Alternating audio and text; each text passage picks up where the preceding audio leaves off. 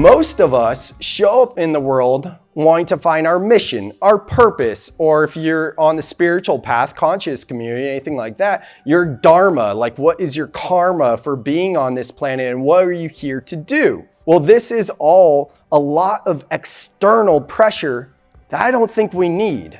And I'm telling you from firsthand experience, when I put those pressures on myself that were not mine, just what I heard about what I'm supposed to do to be successful, what I'm supposed to do to feel happy and joyful. Like I said, I did all those things. I had work-life balance. I was working less than 4 hours a day while running $1 million company. I had work-life balance. Yeah, it was the most depressed of my life. How does that make sense, right? Because we're outsourcing our happiness and not thinking for ourselves. So most of us have a chaotic state within because we don't go within. So then the world we experience outwardly is chaotic. And we'll get into this more in a second. Now we're going to talk about neuroscience, just geeking out here for a moment. But neuroscience teaches us that we have 70,000 thoughts a day. Give or take, a few thousand, we have 70,000 thoughts a day. It's a lot, right? 80% of those thoughts are from the day before. But the real kicker is that 90%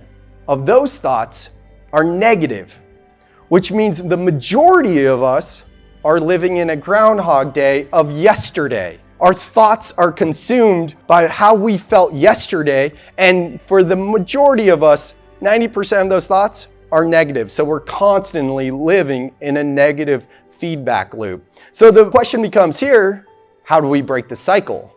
And that is with connecting with the voices within. And this is what we started to do in the visualization at the top of this presentation. Now, internal family systems is a psychotherapy tool developed by Richard Schwartz in the 1980s. And the basic premise is we all have voices in our head. It's called internal family systems, also known as IFS or parts work.